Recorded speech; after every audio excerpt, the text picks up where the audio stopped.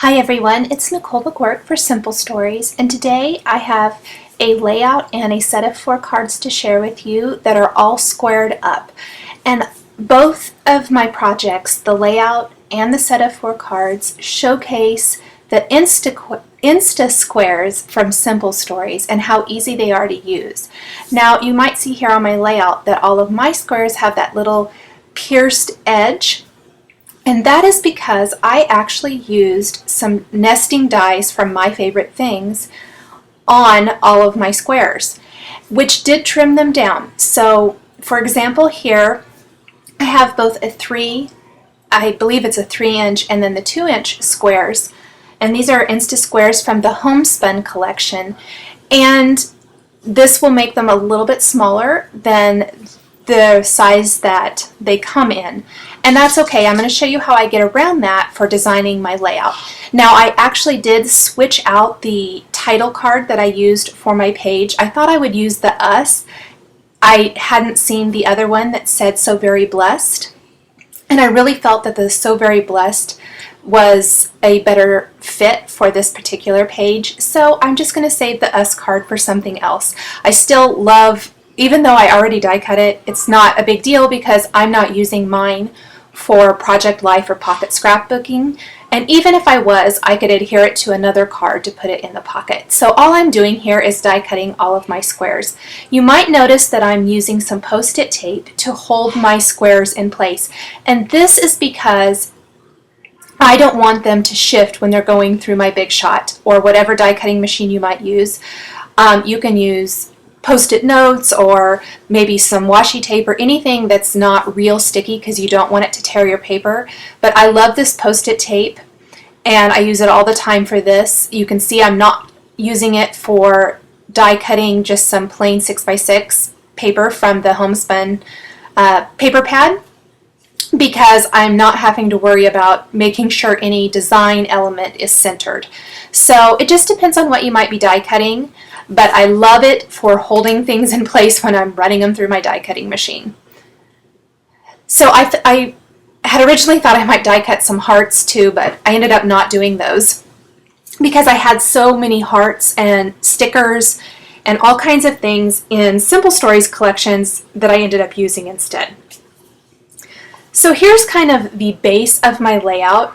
I had thought I might use that solid color in the middle. It's just the back side of a 4-inch Insta square, but then I saw the plaid and I really liked it, especially with that vellum die cut square behind my title block. So here are all of my squares laid out.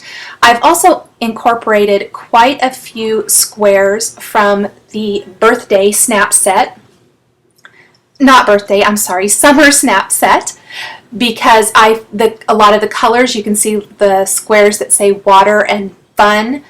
The colors really coordinated well with the Homespun collection, plus they really went with the story I was telling on my page. So don't be afraid to mix and match. I love that you can do that with so many of the elements from the Simple Stories snap sets and regular collections like the Homespun collection. So I apologize, my head is in the way and my hair is all over the place. It was kind of windy the day I did this. I noticed I must have just been outside, so sorry about that.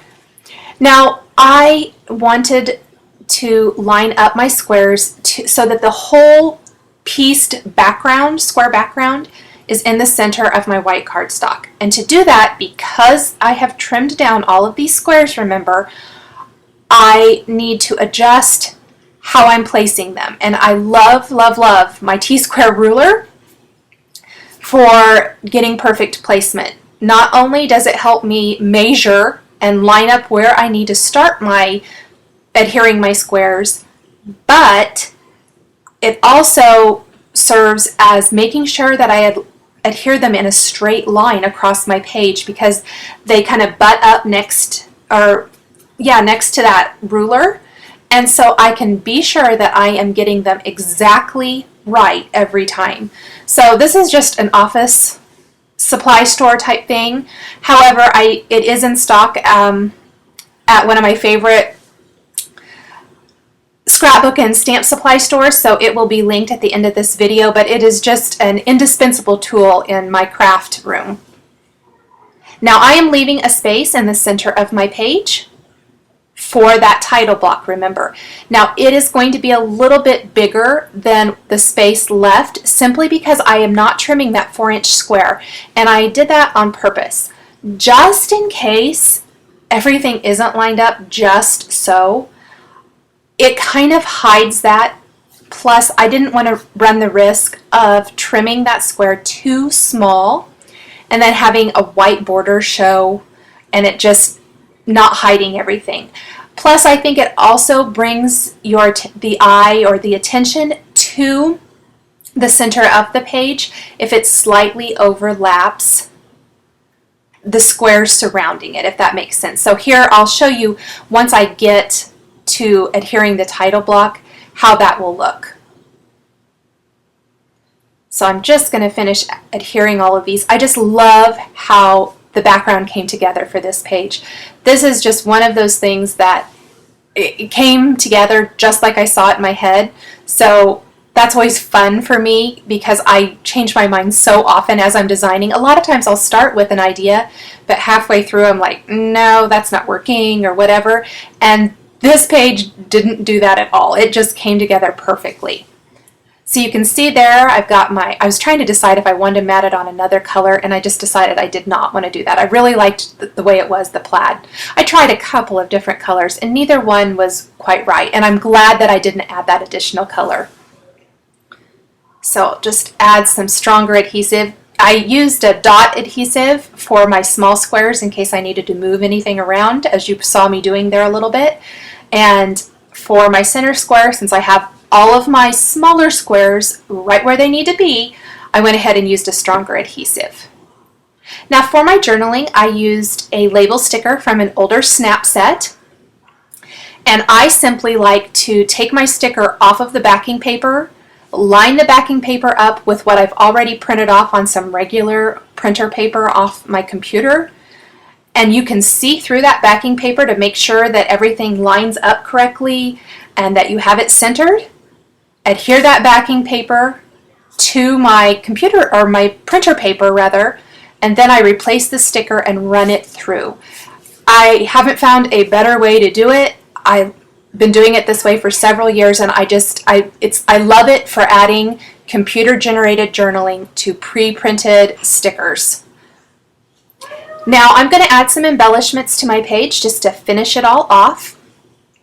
And I have all of these sequins here, and I thought it would be fun, especially for these solid colored squares, to add sequins in the same color for a tone-on-tone design. Plus it adds a little bit of texture to the page. There is quite a bit going on already with all of the squares on this design, but I really think your embellishments are what kicks it up a notch. And so I simply grabbed a whole bunch of sequins that I had, and I did that just for the solid squares. I felt like that was enough for this page as far as the sequins went. And then I did that for all of those solid squares, and then I took Simple Stories snap set stickers or the collection stickers and applied them to other squares. So I am just simply adhering all these sequins now really quickly, speed through it. I like to use these bling glue dots because I feel like these are the ones from ThermaWeb, and they're really tiny, so they work great for sequins, and I don't have to make a mess with like glossy accents or another type of liquid glue. So this is my preferred way of adhering sequins to my pages.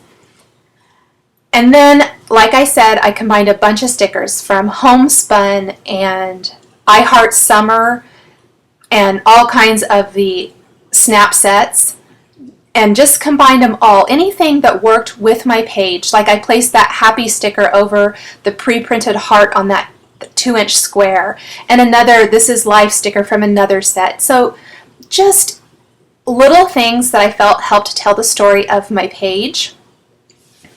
and add to the design that was already on the pre-printed card. You might also notice that I am prone to using what I like to refer to as the B-side. I always say I'm a B-side scrapper, which means I generally like the backside or the flip side of pattern papers. I thought that camera was cute, but it didn't really go with my page, so I did end up taking it off and putting it back on my sticker sheet. Anyway, I digressed. The B-side scrapping refers to using a lot of the tone-on-tone designs, which when you flip over your 12 by 12 papers or your 6 by 6 papers or even these little Insta squares, a lot of the designs are not solid, I guess I should say, but a lot of them are tone-on-tone or very simple or just a pattern instead of using words and things like that. And I like that. I feel like these are little mini pieces of pattern paper that I didn't have to cut down myself. I didn't have to trim down a 12 by 12 sheet in order to run it through my Big Shot machine to create those cute little pieced squares. It was already a teeny tiny little piece of quote unquote pattern paper that I die cut quickly because I didn't have to get my trimmer out, and I'm left with an awesome layout. So I feel like I get a whole package of little teeny tiny scraps of pattern paper that I get to play with these Insta squares. And I'm a really big fan of repetitive design on a page for a really cohesive and eye-pleasing design. So you'll notice a lot of times I use a lot of repetitive elements because I just feel like it gives you a really nicely designed page. So I'm just going to finish adding the stickers and things. I'll kind of speed through it because it's just whatever you want to do. I grabbed a whole bunch of my stuff, kind of threw it out on my table, and picked whatever I thought went with my page. These enamel dots from the DIY collection from Simple Stories are another fun little element that adds some dimension without bulk. I love them. Finally, I thought the edges of my page needed just a tiny bit of texture. So I'm taking this scoring board. This is a Martha Stewart scoring board. And I flipped my page over because I wanted the raised part to be on the front. And starting about, a quarter of an inch or so, maybe not even, probably about a quarter of an inch, I guess, I am just scoring that and leaving about a quarter of an inch at the other end because I don't want it to go from edge to edge. I want it to frame all of those squares on the front of my page. So I'll do both sides. I'm going to flip it over and then do the top and the bottom as well.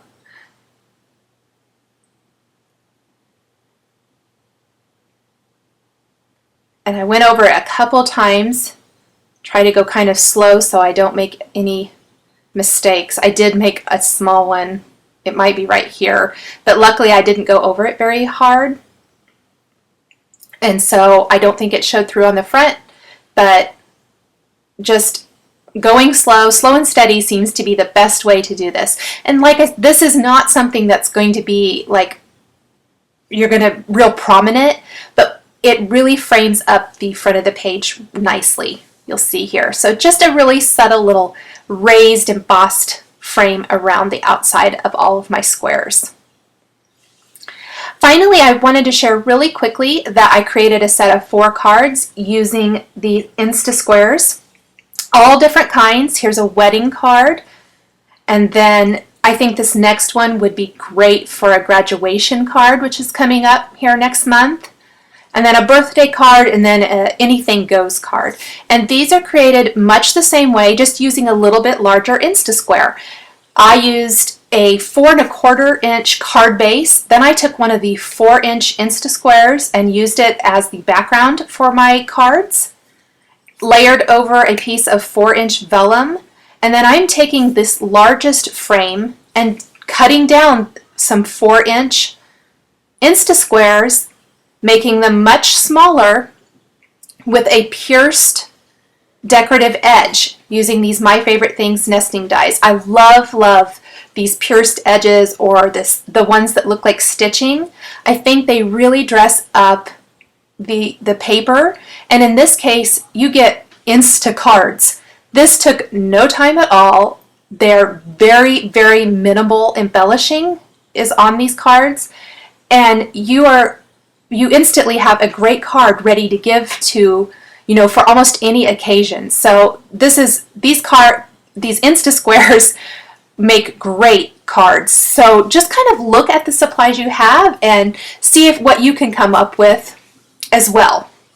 I hope this has inspired you to play with your Insta Squares and Simple Stories products. All of the supplies are listed below this video on YouTube. Thanks for watching, and we will catch you next time.